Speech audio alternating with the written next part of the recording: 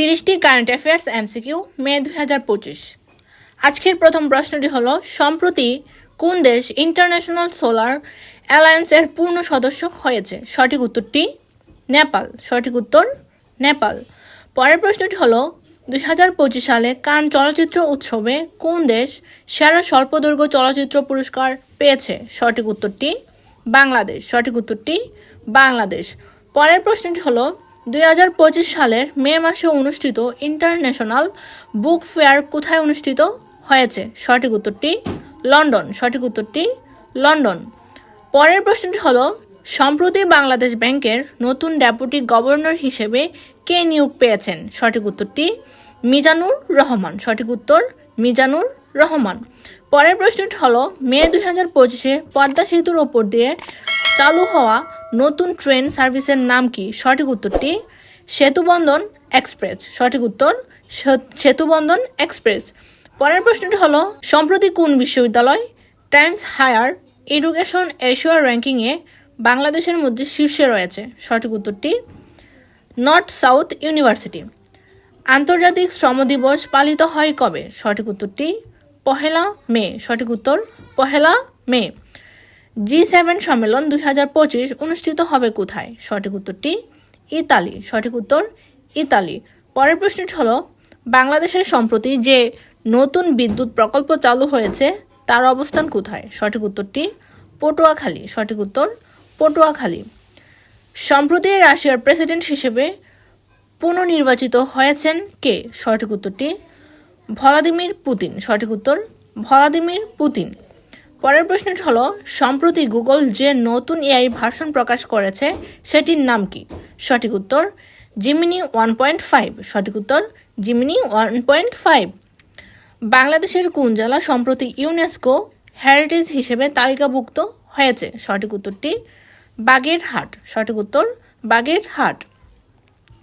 মে 2025-এ অনুষ্ঠিত 75তম কান ফেস্টিভ্যালে বাংলাদেশের কোন সিনেমা মনোনীত হয়েছে? সঠিক উত্তর মরীচিকা। সঠিক উত্তর মরীচিকা। সদ্য প্রকাশিত ওয়ার্ল্ড হ্যাপিনেস রিপোর্ট 2025-এ বাংলাদেশের অবস্থান কত? সঠিক উত্তরটি 102তম। সঠিক উত্তর 102তম। সম্প্রতি নোবেল প্রাইজ ইন লিটারেচার পেয়েছেন কে? সঠিক উত্তরটি হারুকি মুরাকামি। সঠিক উত্তরটি হারুকি মুরাকামি। পরের প্রশ্নটি হলো, মে 2025-এ অক্সফোর্ড ইউনিয়ন এ বক্তৃতা দিয়েছেন কোন বাংলাদেশি? সঠিক উত্তরটি ডক্টর মুহাম্মদ ইউনুস। সঠিক উত্তরটি ডক্টর মুহাম্মদ ইউনুস।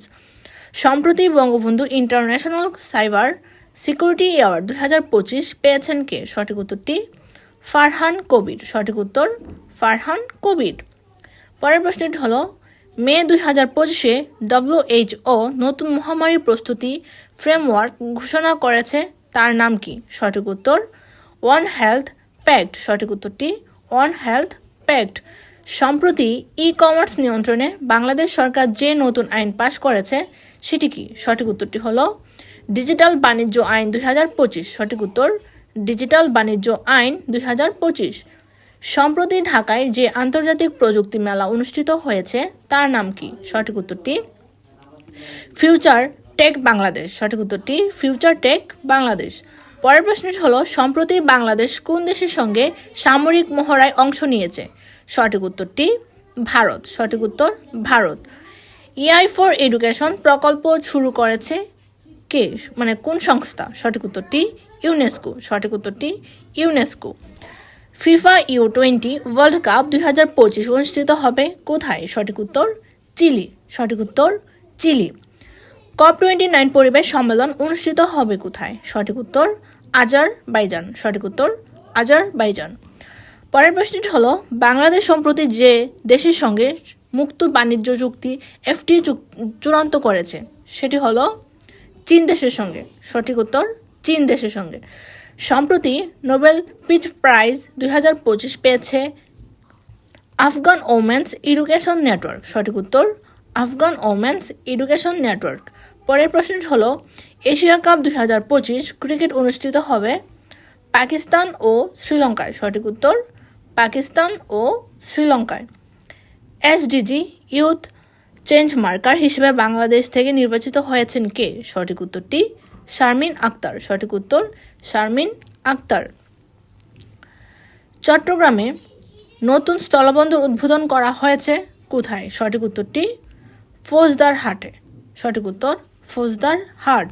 আজকের শেষ প্রশ্নটি হলো 2025 সালের মে মাসে নতুন দেশের রাষ্ট্রদূত হিসেবে বাংলাদেশে যোগ দিয়েছেন কে? সঠিক উত্তর মার্টিন সিমন্স, যুক্তরাজ্য। সঠিক উত্তর মার্টিন সিমন্স, যুক্তরাষ্ট্র। বন্ধুরা, ভিডিওটি আজকে এই পর্যন্তই। যদি ভিডিওটি ভালো লাগে তাহলে লাইক করে চ্যানেলটিকে সাবস্ক্রাইব করে দিন। আর কোনো কিছু বিষয় জানার থাকলে অবশ্যই কমেন্ট বক্সে জানিয়ে দিন। ধন্যবাদ সবাইকে।